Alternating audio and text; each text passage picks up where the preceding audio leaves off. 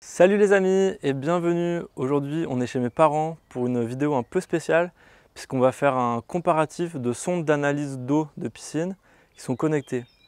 Cette vidéo elle m'a demandé beaucoup de travail, ça fait plus d'1 an que je suis dessus et j'ai réussi à réunir pour toi les 3 sondes qui font le plus parler d'elles ces dernières années. Mon objectif c'est qu'à la fin de cette vidéo tu connaisses bien les points forts et les points faibles de chacune des sondes et que tu aies tous les éléments pour savoir laquelle te convient mieux selon tes besoins et selon ton utilisation.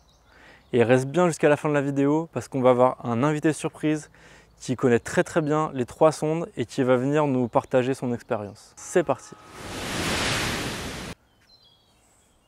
C'est vraiment une belle collection qu'on a sous les yeux. On a notamment la sonde qui est sur le marché depuis le plus longtemps en France. Donc c'est Flipper qui est là en France depuis 2016. Et Cocorico, puisque cette sonde est conçue et assemblée en France. Ensuite, on a la sonde Echo, proposée par nos voisins belges de Ayopool. Ils ont une équipe qui est plutôt très jeune, et moi je suis vraiment fan parce qu'en fait, ils ont une petite mascotte, c'est leur bouée licorne Jocelyne, et moi forcément ça me rappelle la mascotte de la chaîne, qui est notre thermomètre flamant rose, Jojo. Et enfin, pour terminer cette belle sélection, on accueille la sonde ICO de Ondilo, qui est également une société française. Alors peut-être que tu as remarqué, ICO, Echo, ils auraient peut-être pu faire un effort, je ne sais pas comment ils se sont débrouillés pour en arriver là, mais pour éviter toute confusion dans cette vidéo, je vais les appeler par leur marque. Donc on va parler de Ondilo pour la ICO, pour celle-ci, et on va parler de Ayopool pour la Echo. Je pense que ça évitera toute confusion. Et donc puisqu'on parle de la sonde de Ondilo, donc ICO, elle se démarre tout de suite de ses concurrentes avec un atout qui est vraiment pas des moindres. C'est que quand on ouvre le petit capot qui est là devant, hop, et ben on voit une prise USB. Et ça veut dire que donc cette sonde en fait elle est rechargeable et il faut la recharger une fois par saison. Et la charge elle dure environ 6 heures, mais ça donne une autonomie à la batterie qui tient toute la saison. Et donc comme tu l'as compris, ça veut dire que les 2 autres sondes ne sont pas rechargeables. Donc comment ça se passe? La durée de vie de la batterie elle est annoncée pour 2 saisons.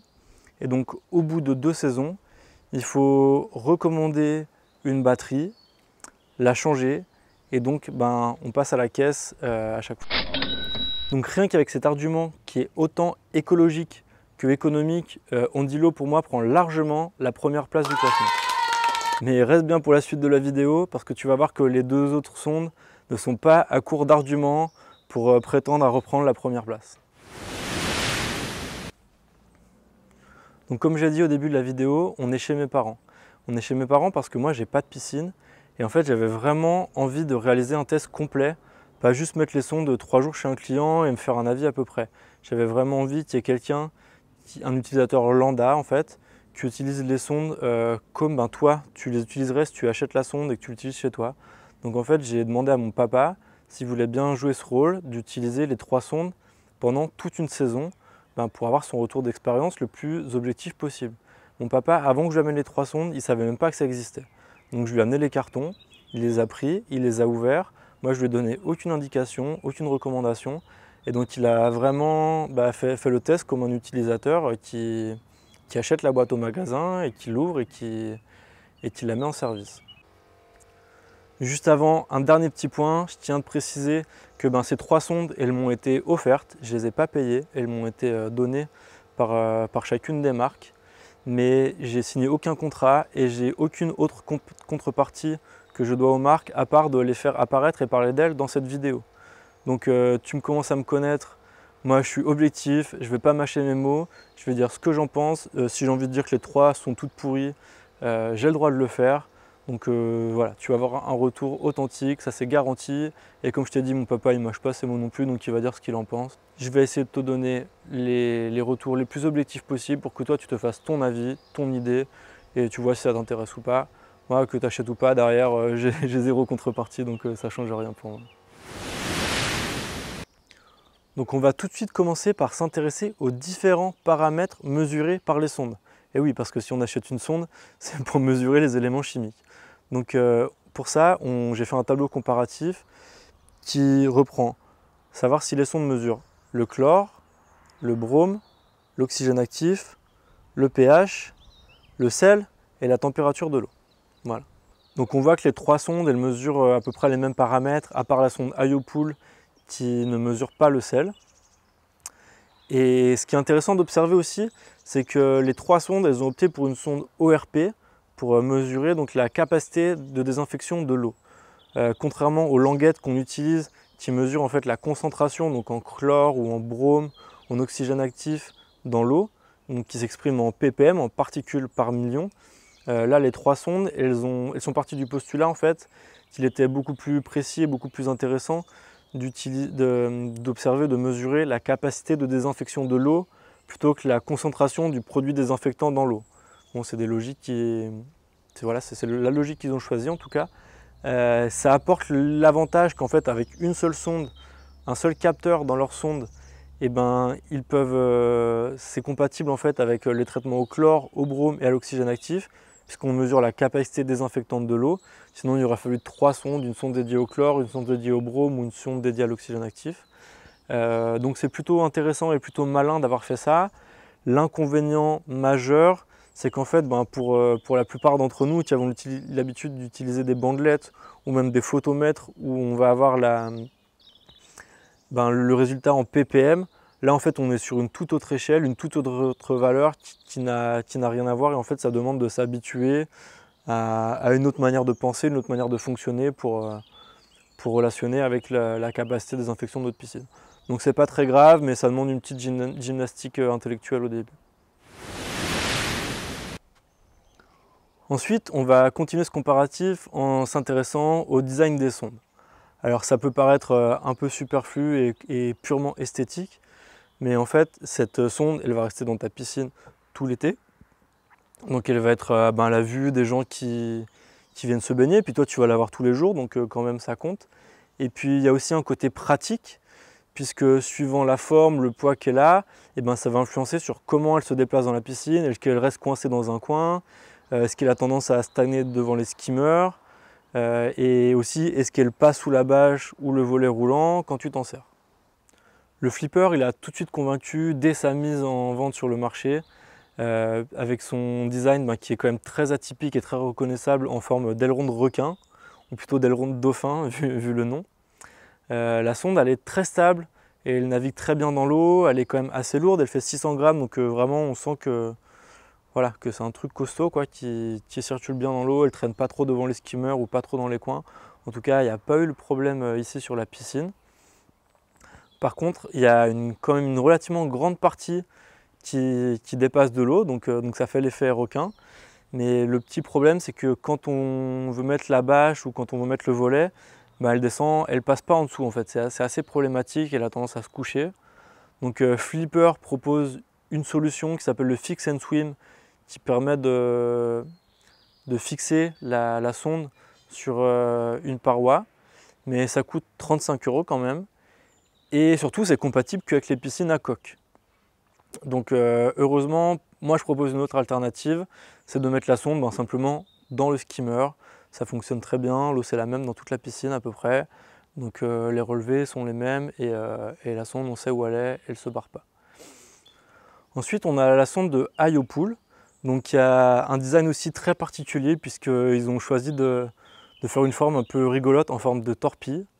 Donc cette sonde elle est très légère, elle fait 150 grammes, donc c'est 4 fois moins que le flipper. Pour autant elle circule aussi très bien dans la piscine et elle stagne pas du tout dans un coin ou devant le skimmer, comme vraiment c'était mon appréhension quand je l'ai vu au début. Et par contre le truc vraiment positif, c'est que la sonde elle dépasse pas de l'eau, et vu qu'elle est très légère, en fait le volet ou la bâche ça passe dessus vraiment bien, et ça c'est cool parce que c'est pratique, il n'y a pas besoin de la sortir ou de se poser trop de questions quoi. On met le volet, elle reste dans l'eau, elle fait sa mesure, et ça c'est très confortable à l'utilisation. Et donc on va terminer cette partie esthétique avec la sonde de Ondilo. Voilà, elle a un design très sobre, très épuré. Moi j'aime bien les couleurs, et elle dépasse pas beaucoup de l'eau, donc pareil que la sonde de IOPOOL, elle passe bien en fait sous le volet, sous la bâche. On a, contrairement à la sonde aux deux autres sondes, en fait, la surface elle est très lisse. Donc c'est blanc aussi, mais c'est très lisse, ce qui font que en fait, les saletés, la graisse, tout ce qui est un peu en surface, ça ne s'accroche pas dessus. Et donc en fait, elle se salit beaucoup moins. Et un simple coup de chiffon, en fait, ça la nettoie. Et quand on aime bien que ce soit propre, c'est un bon argument, quoi. C'est vachement plus agréable. Et bon, c'est pareil, c'est très subjectif. Mais en fait, je trouve qu'elle va bien dans la piscine. Ils ont fait un choix de design plutôt très épuré, très sobre. Et moi, je trouve que c'est classe, que ça va bien. Et donc, pour moi, c'est vraiment la sonde Ondilo qui remporte ce classement.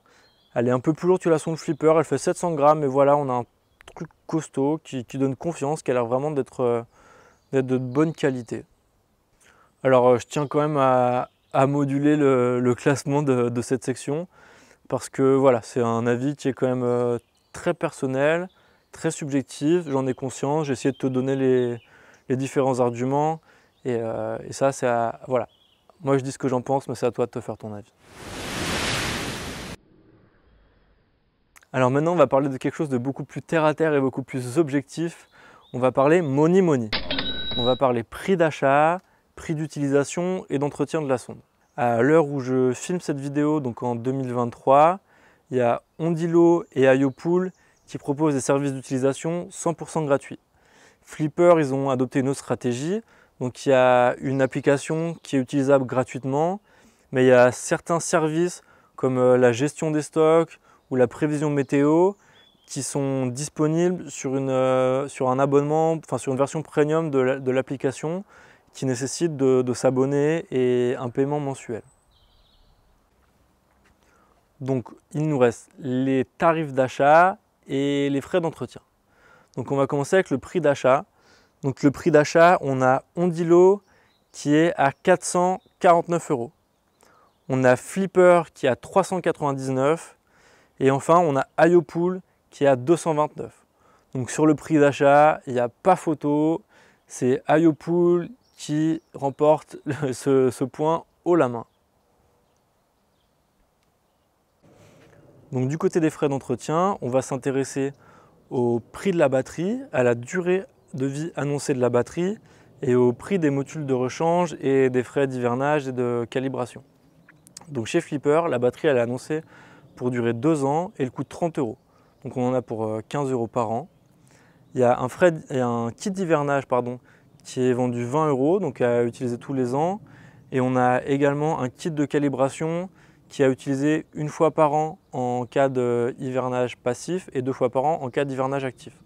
Donc on arrive à un prix moyen annuel d'entretien qui est de 55 €. Pour ce qui est du remplacement des sondes, le service client il m'annonce que c'est possible de remplacer les sondes pour un prix compris entre 40 et 70 €. Mais pour cela, il faut les contacter directement parce qu'en fait, ils m'ont expliqué que souvent, les gens ils les contactaient pour changer les sondes et qu'en fait, après coup, ils se rendaient compte que le diagnostic était mal posé, que ce n'était pas une sonde qui était à changer, que le problème était ailleurs. Donc il faut les contacter en direct pour avoir un devis sur mesure et vérifier que c'est bien la sonde qui pose problème. Et également, ils me disent qu'il est possible de changer la coque s'il y a un problème sur la coque, si elle est cassée, qu'elle a reçu un choc, pour le prix de 20 €. Chez Ondilo, la batterie est rechargeable, donc il n'y a pas besoin d'en racheter. C'est très simple. S'il y a un défaut sur la batterie, je ne sais pas comment ça se passe. C'est vrai que j'ai oublié de demander. Je suppose qu'il doit être quand même possible de la faire remplacer. Il n'y a pas de kit d'hivernage à payer, parce qu'en fait, ils vendent des bouchons avec des petites éponges qui permettent de garder les sondes humides pendant l'hiver. Et apparemment, ça fonctionne très bien comme ça. Et donc, il reste un kit de calibration qui est à utiliser tous les ans à chaque début de saison pour calibrer les sondes et qui est vendu à 29,90 €. Donc on est sur un prix moyen d'entretien annuel qui est de 30 € par an. Et sur Ondilo, il est possible de changer chaque sonde individuellement et ça c'est très chouette et c'est très facile. En fait, c'est vissé en quart de tour et la sonde, elles sont vendues donc unitairement à 99 €. Donc chez IoPool, en fait, le bloc batterie, il y a les 3 capteurs qui sont dessus. Donc en fait, tout se change en même temps. Donc le bloc, il coûte 99 € et il est à changer tous les 2 ans quand la batterie elle a perdu sa capacité, quand la batterie est morte. Bon, ils annoncent 2 ans, mais ils m'ont dit qu'en fait, d'après les retours utilisateurs qu'ils ont, elle est plutôt à changer tous les 3 ans. Je suppose que chez Flipper, c'est la même histoire, qu'ils annoncent 2 ans officiellement, mais que la batterie, elle tient peut-être un peu plus longtemps dans la majorité des cas. Chez IoPool, on ne peut pas changer une sonde individuellement, mais tout le bloc se change donc avec la batterie. Donc si jamais on a un problème sur une sonde, on a une batterie neuve avec. Il n'y a pas de kit d'hivernage, puisqu'en fait, il suffit de remettre un peu d'eau dans le bouchon et les sondes sont humides pour tout l'hiver et ça suffit. Et il y a un kit de calibrage qui coûte 15 € qui est à utiliser tous les ans et pour calibrer la sonde en début de saison. Et donc on tombe sur des frais d'entretien annuels qui sont de 65 €. Donc la plus chère d'entretien à l'année, c'est la IoPool avec ses 65 € par an. Et la moins chère, c'est Ondilo qui a la batterie rechargeable et donc ça pèse vraiment lourd dans la balance. Je donne également à Ondilo le point de la réparabilité parce qu'en fait on peut changer chaque sonde individuellement et ça évite de tout changer et moi ça me semble intéressant d'un point de vue écologique de ne pas gaspiller des trucs pour rien. Bon, par contre la sonde à l'unité coûte 99 € et en fait c'est le prix du bloc batterie avec les 3 sondes chez IoPool. Donc en comparaison au prix de IoPool, on peut se poser la question. Et je tiens également à donner un point à Flipper qui vend sa batterie à seulement 30 € et c'est vraiment pas cher par rapport au prix de tous les produits qui sont vendus par les 2 sondes concurrentes.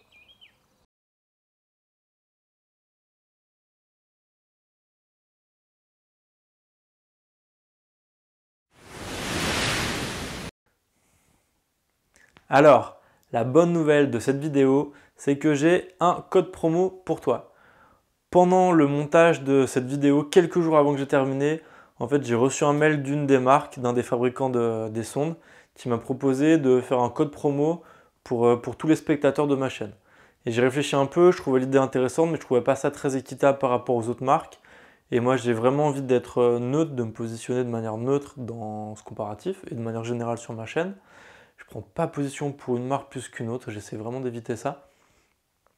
Donc j'ai réfléchi, j'ai envoyé un mail aux 3 marques et donc j'ai reçu des infos. Donc dans la description, en fait j'ai mis des liens et à côté tu as des codes promo. Donc si tu veux acheter une des 3 sondes, tu peux cliquer sur le lien dans la description et avec le code promo, suivant les marques, tu as environ 10% d'économie. Donc sur des prix à plusieurs centaines d'euros, c'est vraiment intéressant. Et contrairement à ce que j'ai dit au début de la vidéo, du coup j'ai un intérêt si tu achètes une sonde puisque moi j'ai une petite commission, mais toujours moi je suis dans la même philosophie, achète une sonde si ça te paraît juste, si tu en as besoin et celle que tu as besoin. Donc la rétrocommission pour moi forcément c'est cool, ça me fait une petite rétribution et ça me permet de soutenir tout le travail que je fais sur cette chaîne depuis des années. Donc si tu as prévu d'acheter une sonde, je te remercie d'avance de le faire en cliquant sur un des liens qu'il y a dans la description. Mais l'objectif principal de cette vidéo, c'est de te donner les éléments pour que tu puisses savoir quelle sonde est la plus appropriée à tes besoins. Donc on ne traîne pas plus là-dessus et on retourne au bord de la piscine pour la suite de la vidéo. Bon, du coup, maintenant on va passer à la partie beaucoup plus concrète de l'utilisation de la sonde. Donc de l'installation de l'application sur le smartphone, l'appareillage entre la sonde et le smartphone et la connexion internet, et l'utilisation quotidienne donc de l'application et de la sonde et le relevé de mesure. Et donc pour ça c'est mon papa qui a fait l'expérience. Donc on accueille mon papa pour la première fois sur cette chaîne. Bonjour. Est-ce que tu veux nous raconter un petit peu comment ça s'est passé globalement ton expérience avec les 3 sondes pour la première prise en main? Pour les 3 sondes, ça a été assez similaire. Télécharger l'application, ce qui n'est pas compliqué. Ensuite, rentrer les paramètres de la sonde elle-même, c'est-à-dire son type, le numéro, éventuellement flasher un QR code s'il y a. Je crois que c'était sur Ondilo, on flash le QR code et il n'y a pas de problème.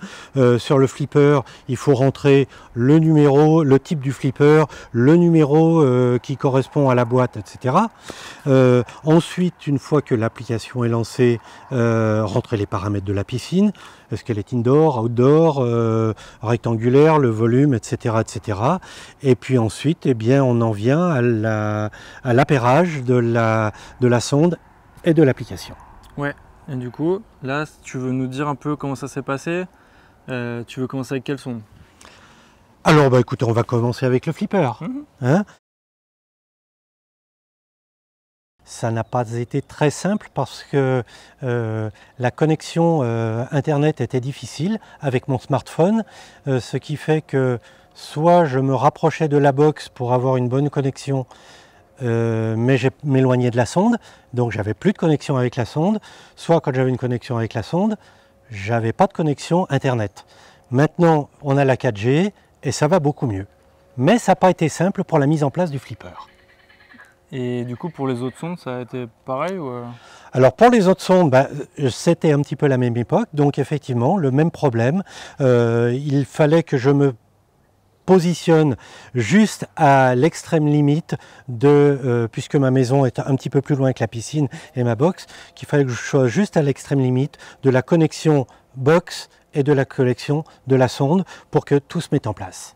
Ok, donc globalement, la connexion, tu y arrivais, mais ça a été un peu voilà, quoi. Maintenant tout marche très bien, mais ça n'a pas été simple. Ok. Bon, et concrètement, dans l'utilisation quotidienne de la sonde, qu'est-ce que tu aurais à nous dire des sondes? Alors ce que j'attends d'une sonde, moi déjà, c'est que je puisse avoir des relevés quand je veux, comme manuellement avec une bandelette, sans trop me prendre la tête, ce qui n'est pas forcément le cas avec Yopool, dans la mesure où on ne peut pas déclencher de mesure manuelle, contrairement à Flipper ou à Ondilo. Où là, si je mets des produits par exemple, je vérifie un quart d'heure après, j'appuie, je déclenche une mesure manuelle et ça marche. Yopool ne le fait pas et ça c'est pas très fluide, on va dire. Ensuite, les interfaces, c'est vrai qu'Ondilo est quand même assez complète, c'est peut-être la plus complète de toutes, et que même si on va dans un menu où il y a plusieurs onglets, c'est pas très difficile de trouver ce que l'on peut chercher. Yopool est beaucoup plus spartiate, c'est peut-être plus précis, mais beaucoup moins étendu comme mesure. Mais est-ce que c'est...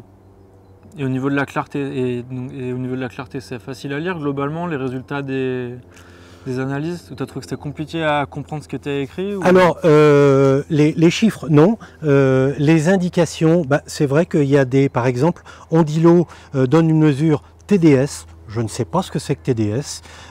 Les autres donnent aussi des mesures en MV. Je ne sais pas, moi qui suis un utilisateur lambda, je prenais mes bandelettes, je trempais dedans, je regardais si les couleurs correspondaient, et puis ça allait bien. Là, je suis un petit peu obligé de me creuser les méninges pour savoir à quoi correspondent les termes employés. Ok, mais par contre, les résultats qui s'affichent, ils sont lisibles clairement. Les résultats sont clairement visibles, avec attention, vous êtes au-delà de la norme, ou attention, vous êtes en dessous de la norme, il faut rééquilibrer. Ça, il n'y a pas de problème pour les trois. Et ça, c'est sur les trois, ouais. Okay. Oui. Oui, effectivement, sur l'application Flipper, je me permets de rajouter, c'est vrai qu'il y a l'option de rajouter un hub de contrôle, mais du coup, ça fait des boutons en plus, et si on n'a pas le hub, en fait, ça prend de la place sur l'application, ça met des boutons en plus. C'est vrai que... Pardon, excusez-moi. Mais c'est vrai que ça reste quand même des applications techniques hein, et qui demandent plusieurs éléments. Je suppose qu'il y a des sondes, et notamment Flipper, qui peuvent avoir des tas de paramètres qui me sont complètement hermétiques et complètement cachés, mais qu'un bon utilisateur pourra utiliser lorsqu'il est de l'autre côté de la Terre. Moi, si je suis en dehors de ma piscine, j'y arrive pas. Et au niveau de... Ok, mais c'est que c'est pas ton utilisation en fait, c'est que toi ce qui t'intéresse juste c'est de remplacer tes languettes pour avoir ça, pour être tranquille, sans avoir ton petit test. C'est exactement ça, oui, oui, voilà. Moi j'ai besoin d'une chose basique. ce qui m'intéressait aussi avec ce type de sonde, avec ces sondes, c'était de pouvoir relever mes mesures et voir comment se passe ma piscine lorsque je suis dans la maison, devant ma télé, dans mon canapé ou au bout du jardin. Alors que là, je suis, pour les 3 sondes, obligé de me mettre à côté de la piscine pour pouvoir récupérer ces données. Ok, parce qu'en fait, si tu n'es pas proche de la piscine, et ben en fait, tu as les derniers relevés, mais tu n'as pas la mise à jour, tu ne peux pas déclencher un relevé depuis l'autre bout de la maison. C'est ça, je ne peux pas faire de relevé manuel, voir comment se comporte ma piscine. Par exemple, je ne sais pas, il y a eu un gros orage de grêle, est-ce que la température de ma piscine a baissé ou voilà. Je suis comme avec des bandelettes, obligé de m'approcher de la piscine pour communiquer avec la sonde. Et du coup, là, après presque 1 an d'utilisation, les applications, pour toi, ce serait laquelle qui est la plus simple à comprendre, la plus fluide à utiliser Au niveau du package, je dirais Ondilo, parce que c'est peut-être elle qui non seulement donne le plus d'informations, y compris manuellement, si on veut les avoir à un instant T, mais aussi avec une interface qui offre plein de possibilités de recherche, de déclenchement de signal, de lancement de nouvelles mesures.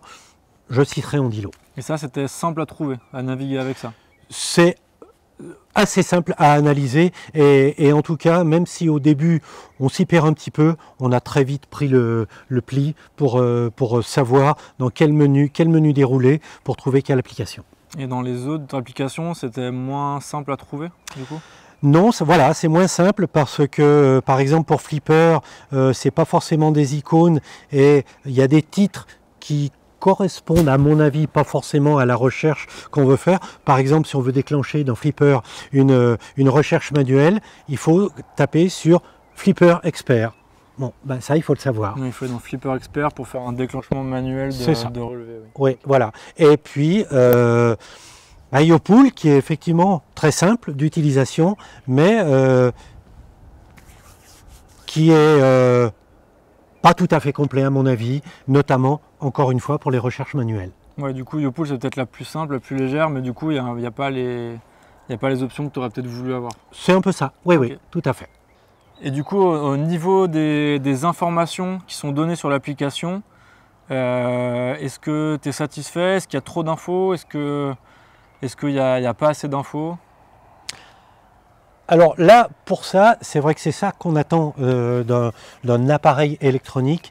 Lorsqu'un relevé est fait, les 3 applications nous donnent alors d'abord l'historique pour voir un petit peu ce qui a pu se passer avant et pour chaque relevé donne les indications de quantité à mettre dans sa piscine pour rééquilibrer et le produit lui-même qu'il faut choisir pour résoudre le problème qui a été relevé par l'analyse.